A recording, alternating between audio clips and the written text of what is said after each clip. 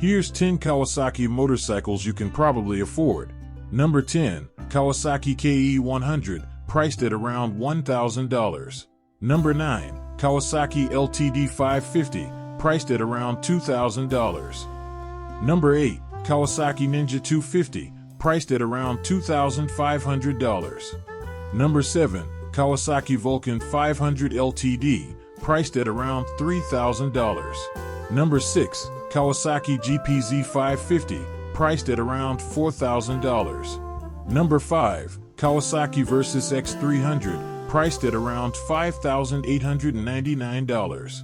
Number 4, Kawasaki KLX 230, priced at around $4,999. Number 3, Kawasaki Ninja 125, priced at around $5,000. Number 2, Kawasaki Vulcan 1500, priced at around $3,000. Number 1, Kawasaki KZ 1000P Police, priced at around $3,000. And special bonus for making it all the way to the end, the Kawasaki Z125 Pro, priced at just over $3,000. Which one is your favorite? Maybe you still have a problem. Maybe you're just not that into Kawasaki's. Well, in that case, watch this video next to see other cheap alternatives that are great commuter bikes for beginners.